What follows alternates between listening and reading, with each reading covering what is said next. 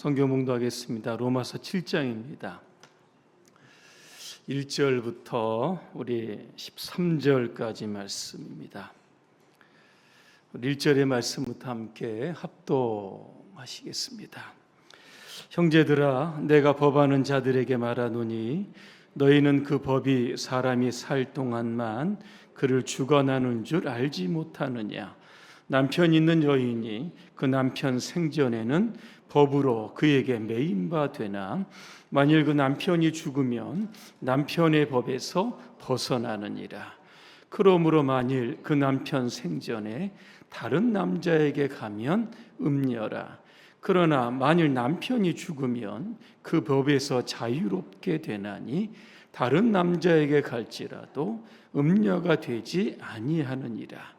그러므로 내 형제들아, 너희도 그리스도의 몸으로 말미암아 율법에 대하여 죽임을 당하였으니 이는 다르니 곧 죽은 자 가운데서 살아나신 이에게 가서 우리가 하나님을 위하여 열매를 맺게 하려 함이라. 우리가 육신에 있을 때에는 율법으로 말미암 죄의 정욕이 우리 지체 중에 역사하여 우리로 사망을 위하여 열매를 맺게 하였더니 이제는 우리가 얽매였던 것에 대하여 죽었으므로 율법에서 벗어났으니 이러므로 우리가 영의 새로운 것으로 섬길 것이요 율법 조문의 묵은 것으로 아니할지니라. 그런즉 우리가 무슨 말을 하리요? 율법이 죄냐? 그럴 수 없느니라. 율법으로 말미암지 않고는 내가 죄를 알지 못하였으니 곧 율법이 탐내지 말라 하지 아니하였더라면 내가 탐심을 알지 못하였으리라. 그러나 죄가 기회를 타서 계명으로 말미암아 내 속에서 온갖 탐심을 이루었나니 이는 율법이 없으면 죄가 죽은 것임이라. 전에 율법을 깨닫지 못했을 때에는 내가 살았더니 계명이 이르매 죄는 살아나고 나는 죽었도다. 생명에 이르게 할 그 계명이 내게 대하여 도리어 사망에 이르게 하는 것이 되었도다. 죄가 기회를 타서 계명으로 말미암아 나를 속이고 그곳으로 나를 죽였는지라. 이로 보건대 율법은 거룩하고 계명도 거룩하고 의로우며 선하도다. 그런즉 선한 것이 내게 사망이 되었느냐? 그럴 수 없느니라. 오직 죄가 죄로 드러나기 위하여 선한 그것으로 말미암아 나를 죽게 만들었으니 이는 계명으로 말미암아 죄로 심히 죄되게 하려 함이라. 아멘. 율법으로부터 자유합시다는 주제로 말씀을 드리겠습니다. 할렐루야. 아멘. 몇 분과 인사하겠습니다. 당신은 율법에서 해방되었습니다.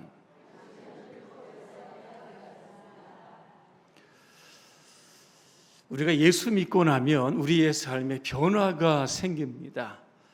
가장 큰 변화는 바로 신분의 변화입니다.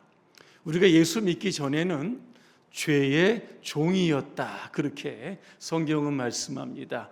에베소 2장에 보니까 우리가 죄와 허물로 죽었다 그랬습니다. 죄인인데 엄청난 죄인이라고 하는 겁니다. 바울이 고백했던 것처럼 죄인의 우두머리였다는 겁니다. 이 죄인의 우두머리는 어떻게 살았습니까? 이 세상의 풍조를 따라 살아가게 됩니다. 불순종의 영이었던 그런 사탄의 종이 되어서 사탄의 가치를 따라가게 되는 겁니다. 성경에 보니까 우리가 날 때부터 진노의 자식이었다, 그렇게 설명하고 있는 겁니다. 하지만 우리가 예수 믿고 난 이후에는 하나님의 자녀가 되었습니다. 요한복음 1장 12절 말씀 여러분 잘 아실 겁니다. 영접하는 자, 곧 그 이름을 믿는 자들에게는 하나님의 자녀가 되는 권세, 다른 성경에 보니까 특권을 주셨다. 그렇게 말씀합니다. 저와 여러분들은 이제 죄의 종이 아니라 하나님의 자녀가 되었다는 겁니다. 이제는 하나님을 위해서 의의 도구로 쓰임 받아야만 하는 겁니다. 이렇게 신분이 변했으면 우리의 신앙의 수준도 변해야 하는 겁니다. 지지난주 수요일 설교 제목 두 글자인데 혹시 기억하십니까? 지난주 건도 기억 못하는데, 그죠? 2주 전 거를 어떻게 기억을 하냐? 제목은 성화라고 그랬습니다. 기억하시죠? 아직도 기억이 안 나시면 심각합니다. 성화의 뜻이 무엇인가? 거룩하여진다는 겁니다. 예수 믿고 난 이후에 우리의 삶이, 인격과 언어들이 예수님을 따라 거룩하게 되는 과정을 가리켜서 성화, 이렇게 이야기하고 있는 겁니다. 그래서 우리의 신앙의 연륜이 깊어지면 깊어질수록 우리가 더 많이 예수님을 닮아가야 하는 겁니다. 그래서 바울은 우리의 믿음이 성장하고 성숙해야 된다. 예수 그리스도의 장성한 분량에 이르기까지 그러한 거룩한 삶을 살아야 한다. 그렇게 말씀하고 있습니다. 이처럼 우리는 하나님의 은혜에 의해서 구원을 받았습니다. 에베소 2장 8절입니다. 너희는 그 은혜에 의하여 믿음으로 말미암아 구원을 받았다 그랬습니다. 로마서 6장 14절에 보니까 너희가 법 아래에 있지 아니하고 은혜 아래에 있다 그랬습니다. 자, 그러면 질문을 드립니다. 하나님은 은혜의 하나님이고 사랑의 하나님이고 용서의 하나님입니다. 그 하나님을 핑계로 우리가 이 세상에서 계속 죄짓고 살아도 됩니까? 이제는 은혜의 시대고 성령 시대이기 때문에 율법이 더 이상 필요치 않다. 율법과 무관하게 살아도 됩니까? 오늘 이에 대한 답변을 오늘 바울은 주는데 그렇지 않다는 겁니다. 자, 먼저 바울은 우리와 율법과의 관계를 설명하는데 비유를 하나 듭니다. 바로 혼인관계 비유를 드는 겁니다. 유대교는 우리나라처럼 가부장적인 그러한 사회입니다. 부부가 결혼하면 남편이 아무리 못돼도 법적으로 이혼할 수 없습니다. 남편이 살아있는 동안은 어쨌거나 이 부부관계를 끊을 수 없다는 겁니다. 만일 남편이 있는 아내가 남편이 싫다고 해서 다른 남자와 결혼하면 오늘 성경에 보니까 음녀가 된다 그랬습니다. 레위기 20장 10절에 보니까 이 음녀는 결국 죽임을 당한다, 이런 말씀이 담겨져 있는 겁니다.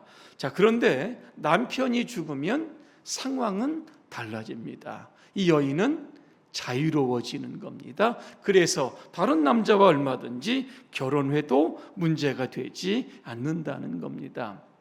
이것도 마찬가지죠. 율법과 우리의 관계도 이렇게 설명하고 있는 겁니다. 우리가 하나님의 은혜를 경험하기 전에는 율법 아래에 있었다라고 하는 겁니다.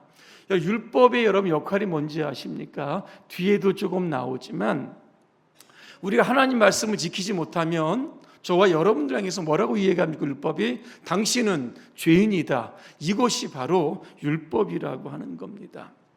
아무리 율법을 잘 지키려고 해도 세상에 의인은 하나도 없기 때문에 우리는 똑같은 수많은 죄들을 매일매일 짓고 살 수밖에 이게 없는 겁니다. 여러분, 10계명 중에 제 6번째 계명이 뭔지 아십니까? 살인하지 말라입니다. 살인이 뭡니까? 남의 생명을 빼앗는 겁니다. 여러분 가운데 살인자 계십니까? 안 계십니까? 계십니까? 살인자가 있다면 감옥에 있어야겠죠, 그죠? 여러분들은 아마 살인자가 아니실 겁니다. 자, 그런데 제가 마태복음 5장 21절과 22절의 말씀, 예수님 이런 말씀을 하십니다. 옛 사람들에게 말하기를 살인하지 말라. 누구든지 살인하는 사람은 재판을 받을 것이다 한 것을 너희는 들었다. 그러나 나는 너희에게 말한다. 자기 형제나 자매에게 성내는 사람은 누구나 재판을 받는다. 자기 형제나 자매에게 얼간이라고 말하는 사람은 누구나 공회에 불려갈 것이고, 그 다음입니다. 또 바보라고 말하는 사람은 지옥불 속에 던져질 것이다 그랬습니다. 그 다음 나온 말씀 여러분 아마 예상하실 겁니다. 누군가 다툰 일이 있거든 재물을 제단 앞에 두고 그 사람과 화해한 이후에 와서 재물을 하나님께 드려라. 그 다음에 나오는 여러분 말씀입니다.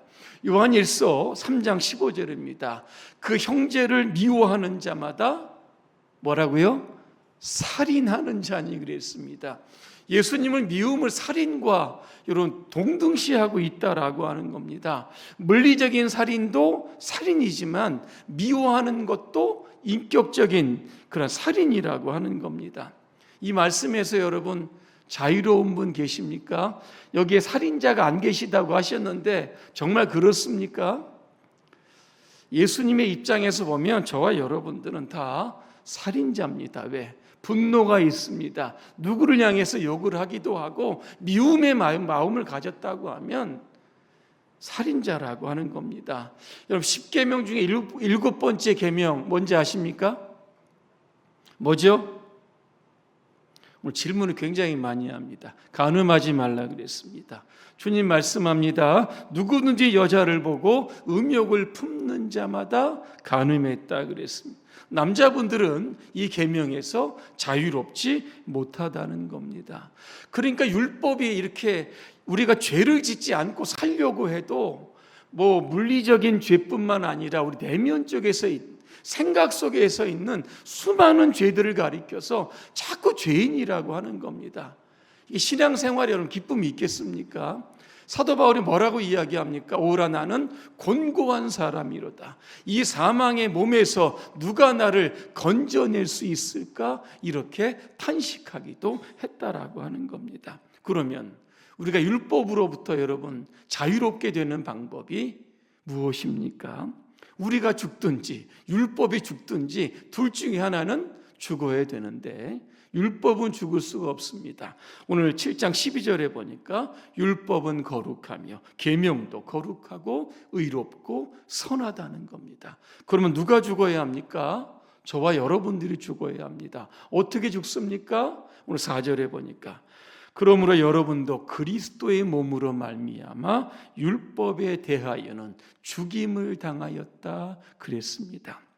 여러분 예수님은 죄가 없습니다. 그래서 율법이 예수님을 향해서 당신은 죄인이다 이렇게 정죄할 수 없는 겁니다. 하지만 저와 여러분들은 탁월한 죄 언제도 있고 날마다 죄를 짓고 여러분 사는 겁니다.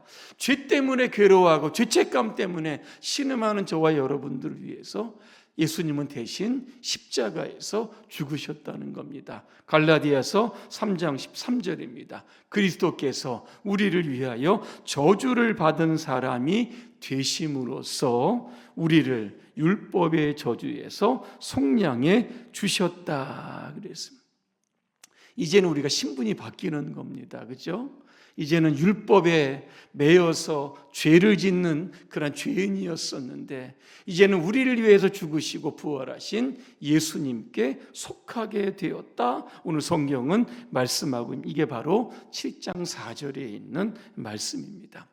이제 우리는 예수님께 속한 사람들입니다. 무엇을 해야 합니까? 하나님을 위한 열매를 맺어야 한다라고 하는 겁니다. 그러니까 우리의 삶에 이제 초점이 어디를 맞춰져야 되냐면 하나님께 맞춰야 된다는 겁니다.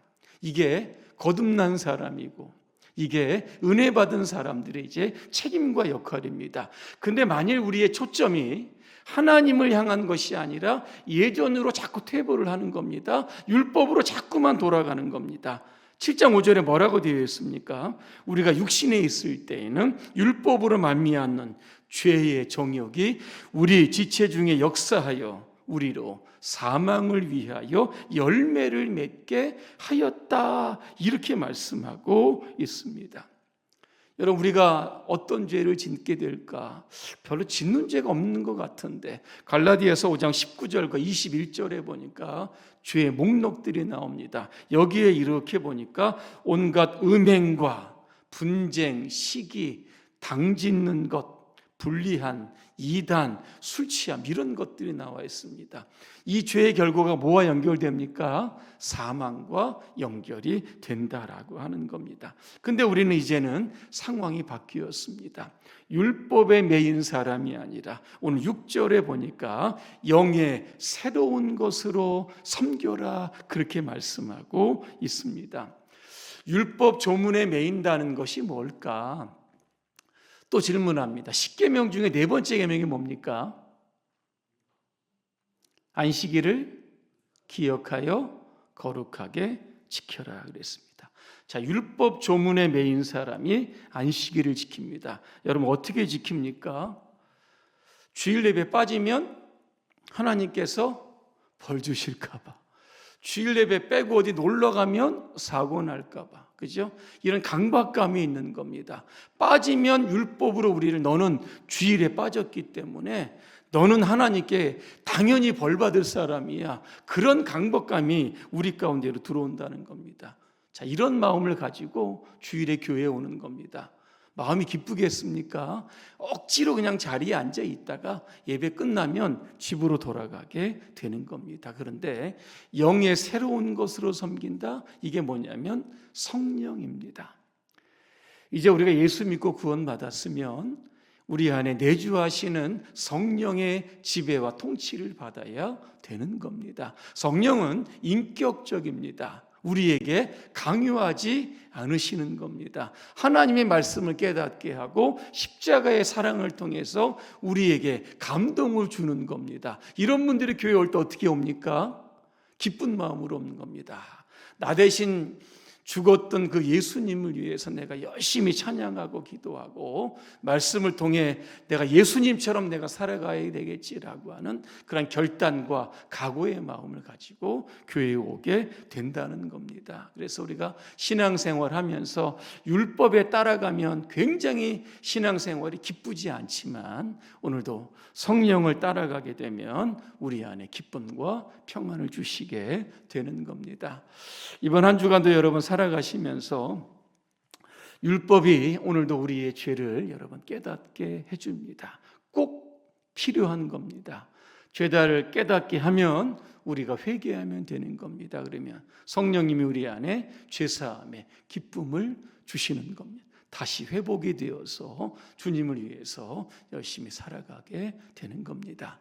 이번 한 주간도 여러분 살아가시는 동안 성령께서 주시는 그런 기쁨과 그런 평안 가운데 사시기를 주님의 이름으로 축원합니다. 기도하겠습니다. 은혜로우신 하나님, 우리가 율법에 매여 억압적으로, 억지로, 형식적으로 우리가 신앙생활하지 않게 하여 주시고 우리 안에 성령이 충만하여서 날마다 기쁨과 감격 속에 오늘도 예배하고 기도하고 주님의 일 감당할 수 있도록 도와주시옵소서. 예수님의 이름으로 기도합니다. 아멘.